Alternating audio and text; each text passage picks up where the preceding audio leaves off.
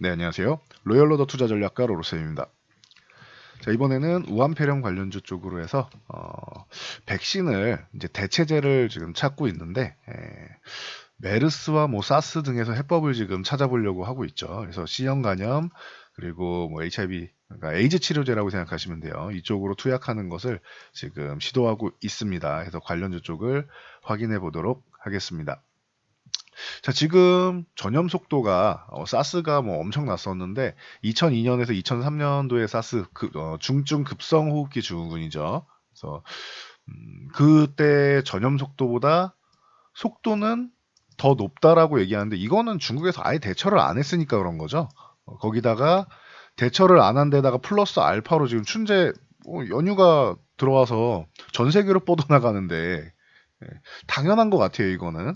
굳이 저걸 뉴스 기사로 자극적으로 쓰려고 뭐 속도, 전염 속도 얘기를 하는데 이건 중국에서 대처를 했으면 이 정도까지 나오지는 않았을 거라고 다들 전문가들 쪽에서는 예상을 하고 있습니다. 그래서 뭐 여러분들도 뭐 쉽게 예상할 수 있는 거잖아요. 그래서 참고하시고요. 이제 시진핑 주석이 이제 세계보건기구 WHO 사무총장이랑 만났습니다. 그래서 우한 폐렴은 이제 악마라고 표현을 하고 있어요. 악마다.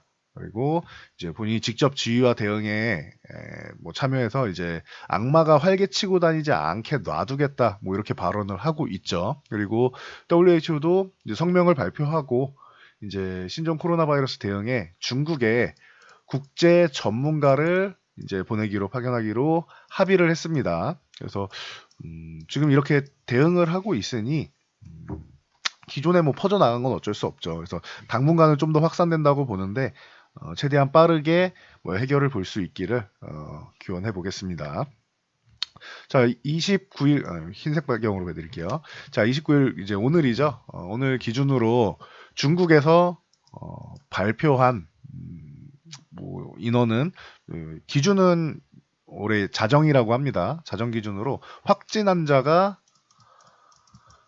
벌써 5,974명이에요. 그리고 사망자가 132명 해서 거의 뭐 한 6,000명이 조금 넘어가는 6,000명이 육박을 했습니다. 벌써. 그래서 속도가 빠르다라는 거는 맞는 것 같습니다. 빠를 수밖에 없었죠. 과거에 이제 사스 신종플루 메르스 쪽 상황을 보면은 2003년 사스 같은 경우 확진자가 확진자가 이제 8,096명이다. 라고 말씀을 드렸죠. 이거 어제도 미리 말씀을 드렸습니다. 그리고 사망자가 774명이었고 치사율이 10% 약간 안 된다라고 했습니다. 9.6%. 그리고 신종플루 같은 경우는 2009년 정도였죠. 신종플루 이쪽은 이제 어, 18,000명 정도였고 이건 치사율이 굉장히 낮았죠. 대신 0.01에서 0.03 이거는 정말로 기존에 병이 깊거나 정말로 노쇠하신 분들 외에는 뭐 크게 뭐 사망자가 있는 정도는 아니었죠. 신종플루는. 그리고 이제 문제가 됐던 거는 또 이제 그나마 최근이었던 2015년 6월 정도였죠. 메르스 같은 경우가 좀 심각했던 것 같아요. 확진자는 그렇게 많지는 않았어요. 2,499명이었는데 이거는 이제 사망자가 이제 벌써 이제 861명 나오면서 치사율이 34%가 넘었습니다. 34.5%였으니까 메르스가 뭐 치사율 같은 경우는 엄청 났죠. 이 당시에 모든 공연부터 시작해서 다 취소되고 난리 났었습니다. 중국인들 뭐 한국 관광 오는 것도 다 취소되고 그래서 중국 소비 관련주가 급등을 하다가 2015년에 중국 소비 관련주, 건자재주 그리고 바이오 쪽이 테마를 이루면서 코스닥이 날아가고 있었는데 이때부터 꺾이기 시작했죠. 그리고 여름 정도부터 해서 미국의 길리어드 사이언스가 꺾이면서 우리나라 바이오주도 꺾이고 그렇게 해서 2015년 상반기에 이제 엄청났던 이 장이 마무리가 됐죠. 상승세가. 그래서 보면은 어, 뭐 지금 뭐 확진 그 전염 같은 경우에는 뭐 사스나 뭐 신종플루 이런 것처럼 신종플루는 전염은 높았지만 치사율은 낮으니까 이 정도 되고 음, 치사율 같은 경우는 그래도 아직 뭐 3%가 좀 안 된다. 약 3% 정도 되죠. 그러니까 아주 높은 수준은 아니에요. 메르스에 비하면 10분의 1도 안 되는 정도입니다. 그래도 이제 건강이 안 좋으신 분들, 뭐 합병증 쪽이 위험하신 분들은 걱정이 되는 정도는 되니까 여러분들도 마스크랑 손 자주 씻고 깨끗하게 하고 다니시면은 좋을 것 같습니다. 우리가 건강한 게 일단 제일 중요하겠죠. 자, 그래서 문제가 어떻게 되느냐? 아직 뭐 백신이 없어요. 언제나 백신 개발은 병이 나오고 나서 백신을 개발하는 거기 때문에 늦습니다. 그래서 이런 전염병 같은 경우에는 굉장히 좀 어려운데 또 이번에도 지난번 메르스 때처럼 중동호흡기 증후군요. 메르스 때처럼 C형 간염 약물이랑 HIV 치료제를 투약한다. 아까 말씀드린 대로 이렇게 얘기를 합니다. C형 간염 치료제 쪽으로는 인터페론이랑 이제 항바이러스제 리바비린이죠. 이쪽 병용요법을 사용했는데 우리나라로 치면 지금 여기 보이는 이 LG화학 같은 경우가 LG 리바비린 캡슐을 생산하고 있는데 별로 반응을 안 보입니다. 대기업 쪽은 크게 반응을 안 보이죠. 그리고 2차 전지 쪽으로 좀 더 이제 뭐 비중이 높기 때문에 큰 반응을 보이지는 않습니다. 그래서 뭐 이 대기업이 움직이지 않는다라는 거는 짧은 테마성으로만 봐야 된다라고 생각하시면 돼요. 그래서 뭐 일성신약이라던가 이쪽 이제 그 바이라미드 캡슐을 개발하고 있죠. 그래서 뭐 반짝해서 잠깐 올라갔다가 밀렸는데 이런 식으로 테마성으로만 보는 겁니다. 그래서 뭐 만약에 그래도 오늘 같은 경우에 뭐 87,000원 정도를 넘어간다라고 하면은 그럼 뭐 보유해볼 만하겠죠. 그래서 뭐 일성신약 같은 경우가 있고 그리고 동구바이오 같은 경우도 이제 트리비린 시럽을 뭐 생산하고 있기 때문에 이쪽으로 모멘텀이 좀 나오고 있습니다. 그래서 일성신약보다는 좀 더 좋은 모습을 보이고 있죠. 만약에 뭐 2만 원 부근 요 정도만 뭐 유지해줘도 한 차례 정도는 더 뭐 상승을 보일 수 있지 않을까 싶습니다. 뭐 참고하시고요. 대신 뭐 추격 매수하는 건 아니라고 말씀드렸어요. 신풍제약 같은 경우도 로바빈 뭐 이거는 뭐 과거부터 뭐 이슈가 됐었죠. 신풍제약 같은 경우 로바빈 쪽으로 해서 이슈가 됐었는데 뭐 그렇게 뭐 미리 올라온 게 있어가지고 오늘 같은 경우 오히려 재료 노출로 해서 뭐 밀리는 상황입니다. 그래서 참고하시고요. 그리고 이게 효능을 확인하기 전이에요. 그렇기 때문에 제약사 실적에 얼만큼 영향을 미치느냐 이거는 알 수가 없습니다. 그래서 아까부터 계속 말씀드린 게 대형주는 안 움직이잖아요. 이거는 테마로만 접근하는 게 맞다. 이렇게 보시면 되고요. 차라리 진단키트나 이런 쪽이 더 나은 것 같아요. 그쪽은 소모품이고 계속 소모가 돼야 되고 앞으로도 계속 진단을 해야 되니까 차라리 그쪽이 낫지 않나 싶고요. HIV 치료제 같은 경우는 사실 우리나라는 좀 약하죠. 에이즈 치료제나 이런 쪽은. 그래서 뭐 칼레트라 같은 경우도 사스랑 메르스 때 활용을 했었어요. 그래서 이미 중국에 디탄병원이나 이런 쪽에서 인간 면역 결핍 바이러스 HIV 치료제 성분 로피나비르랑 이제 리토나비르를 투여하고 있습니다. 이미 투여 중이고 그래서 미국에다가 요청을 했어요. 외부비의 칼레트라 위쪽으로 해서 요청을 했고 존슨앤존슨 쪽으로 요청했고 길리어드 사이언스 쪽도 웨이즈 쪽으로 뭐 탁월하니까 본인들이 한번 해보겠다. 에볼라 쪽에도 뭐 효능이 좀 있지 않았느냐라고 얘기하면서 이제 테스트를 해보겠다라는 거예요. 그러니까 즉 이게 치료제가 아니에요. 확실한 치료제가 아니에요.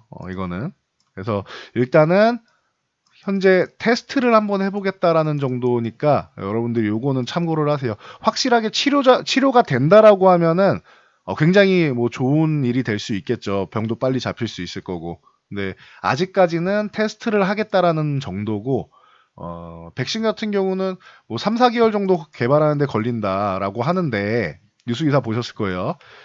개발한다고 해서 바로 사람한테 투여할 수가 없죠. 뭐 동물 실험도 하고 뭐 사람한테 임상하고 하면은 한참 뒤, 뭐 아마 이슈가 끝난 다음에나 개발되지 않을까 싶습니다. 여러분 메르스 치료제 개발됐다는 소리 들으셨나요? 저는 임상 진행 중인 건 알고 있는데 제가 정보가 느려서 그런 건지 모르겠는데 메르스 치료제 개발도 저 아직 제대로 못 들었거든요. 2015년이었는데 그런 것처럼 이슈가 끝나고 나서야 뭐 백신은 이제 뭐 제대로 개발되지 않을까 싶어요. 만약에 이게 말씀드린 대로 한 2월 중순, 월 중순 정도가 좀 피크가 되고 그때 이후로 이제 조금 잠잠해진다라고 하면 치사율이 낮은 거는 다행인 것 같아요. 그나마 다행인 게 전염 속도가 높아도 치사율은 낮은 편이다. 뭐 3%, 뭐 이하 2.9% 정도 된다고 하니까 치사율은 아직까지 낮은 편인 게 그나마 다행이에요. 이게 메르스처럼 30%대였다라고 하면은 지금 진짜 엄청난 무서운 일이 되겠죠. 지금도 무서운데. 그래서 그나마 다행인 거고, 만약에 확산되는 게 좀 줄어든다. 어느 정도 제어가 되기 시작한다라는 이런 생각만 들어도 조금씩은 잦아들고, 그리고 주식시장의 영향력은 그때부터는 좀 많이 줄어들 것이라고 생각합니다. 그래서 빠르면 2월 중순, 늦으면은 뭐 3월 뭐 초에서 중순 정도 되겠죠. 이 정도로 현재 예상은 하고 있습니다. 2월 중순 정도부터 좀 사그러들기 시작해서 2월 말 정도에는 좀 정리가 되면은 가장 좋지 않을까 생각하는데, 이거는 그때 가봐야 알겠죠. 제가 뭐 미래를 예측하는 예언자는 아니죠. 저는 투자 전략을 말씀드리는 투자 전략가니까 예상은 이렇게 하지만, 과거에도 한 1개월 정도면은 어느 정도는 좀 정리되기 시작했으니까, 주식시장에서는. 예, 그리고 공포 분위기도 조금 누그러지고 하니까, 이번에 문제가 된 건 아까 말씀드렸듯이 속도, 이 속도가 문제가 된 것은 아예 중국에서 대응을 아예 안 했어요. 시진핑이 뭐 본인이 직접 나서서 뭘 어떻게 하겠다라고 얘기를 하는데, 본인이 직접 대응을 안 한 거죠. 그래서 그 부분이 문제가 되니까 참고하시고, 에이즈 쪽은 국내 솔직하게 말씀드리면 저는 별로 볼만한 데가 있나라고 생각을 하는데, 그나마 뭐 엑세스바이오라던가 뭐 이런 쪽이 뭐 진단키트 계열이죠. 그래서 HIV 뭐 진단용 뭐 테스트 뭐 개발한다고 해서 이 종목도 기존에 한 차례 올랐다가 오늘은 재료 노출로 밀리고 있는데, 그래요. 뭐 이런 진단 키트 쪽이나 이런 쪽이 만약에 부족하게 되면은 조금 뭐 바이오니아든 뭐든 뭐 키트 개발하는 업체들 쪽에서는 추가적으로는 좀 볼 수 있을지 모르겠는데, 우리나라에 에이즈 개발하는 에이즈 쪽으로 이 관련주가 그나마 이제 뭐 큐로컴 같은 경우 이런 쪽이 이제 뭐 테마 쪽으로 해서 여러분들이 이제 뭐 뉴스나 이런 쪽으로 볼 수 있는데, 저는 뭐 그렇게 신뢰하지 않습니다. 이게 이슈가 되는 이유는 자회사 스마젠에서 에이즈 예방 치료 목적의 백신 개발하고 있죠. 임상 이상 뭐 해가지고 뭐 옛날부터 뭐 이슈가 됐었는데, 이제 임상 이상 쪽으로 해서 넘어가고 하는데, 굳이 뭐 이쪽을 건드릴 이유는 없다고 생각해요. 그래도 소개는 해드립니다. 스마젠은 뭐 65% 갖고 있는 큐로컴이나 이제 지엔코가 뭐 같은 계열사죠. 지엔코가 35% 보유하고 있고 해서, 스마젠 얘기할 때마다 이 두 종목은 항상 들썩들썩 했었고, 그리고 뭐 지주사라고 봐야 되겠죠. 큐로홀딩스 같은 경우가 뭐 이 기업에서 같이 볼 수 있는 종목이 되겠죠. 네, 저는 굳이 에이즈 쪽으로는 우리나라에서 찾기는 좀 어렵지 않겠느냐라는 의견입니다. 그러니까 이 정도는 참고하시고, 본다라고 하면 차라리 C형 간염 쪽으로 보시는 게, 아까 말씀드린 뭐 일성신약이라나 동구바이오제약이나 뭐 식품제약 이런 쪽, 뭐 이런 쪽을 보는 게, 보니까 동구바이오제약이 지금 뭐 대장주로 등극은 해 있습니다. 그래서 이 정도 여러분들이 알고 가시면은 되지 않을까 싶어요. 근데 추격 매수하는 거는 절대 금지, 그리고 테마로만 접근해야 된다. 요 정도까지만 알고 계시면 될 것 같아요. 저는 지금 뭐 초기에 잡아가지고 처음 나오자마자 제가 설명을 드렸었죠. 보유하신 분들은 어떻게 대응하시면 됩니다라고 말씀을 드렸었는데, 초기에 대응하신 분들이 아니라 이렇게 후발 테마로 가는 쪽 같은 경우는 그렇게 저는 적극 권장하거나 하지는 않습니다. 저희 쪽에도 웬만하면 자제하시는 게 좋습니다라고 말씀드리지, 뭐 알려는 드리지만 권장하지 않는 정도로 보시면 될 것 같아요. 제가 정치 테마주 같은 경우에도 인맥 테마 같은 경우는 권장하지 않는다라고 말씀드렸죠. 뭐 본인이 스스로 굉장히 차트나 이런 부분에 있어서 고수라서 매매를 하시겠다 그러면은 알아서 대응하시는데, 굳이 인맥 테마 같은 경우는 권하지 않는다라고 했죠. 할 거면 그나마 정책적으로 뭐 A 후보가 안 돼도 B 후보가 돼도 사회적 문제라서 이제 뭐 잡고 가야 되는 것들이 있겠죠. 뭐 예를 들면 지금 뭐 친환경 같은 경우도 마찬가지고, 저출산 같은 경우도 그렇고, 뭐 청년 뭐 실업난 같은 경우도 그렇고, 여러 가지 문제들이 있죠. 이런 문제 중에서 이제 정책적으로 활용할 만한 이슈가 있다라고 하면은 그런 부분을 저출산이나 뭐 이런 부분을 여러분들이 노리시는 게 낫지 않나 싶습니다. 지금 말씀드린 게 매수하시라는 게 아니에요. 예를 들어서 말씀드리는 거예요. 인맥보다는 차라리 정책이 낫다라고 하는 거예요. 굳이 이쪽을 건드리지 않아도 지금은 주도주만으로도 여러분들이 굉장히 좋은 수익을 올리고 있고, 앞으로도 올릴 수 있는 지금은 상승장이기 때문에 굳이 테마주에 지금은 관심 갖지 않아도 된다는 거예요. 장이 안 좋을 때 테마주에 관심 가지세요. 장 안 좋을 때는 저도 성장주랑 테마주랑 섞어서 매매하는 게 맞습니다라고 말씀드리죠. 시장 성향에 맞게 가는 거예요. 지금은 성장주랑 주도주랑 이렇게 섞어서 포트폴리오를 구성하는 게 여러분들께는 가장 큰 도움이 된다. 여기까지만 말씀드리고 넘어가도록 하겠습니다. 자, 여러분들의 구독과 좋아요는 제 영상 제작에 큰 힘이 되고요. 댓글에 3 하나 남겨주시면 감사드릴게요. 이게 잘 봤다라는 표시입니다. 그리고 영상 잘 참고해서 모두 성우 투자하시기 바랍니다. 너무 위험한 투자만 하지 마세요.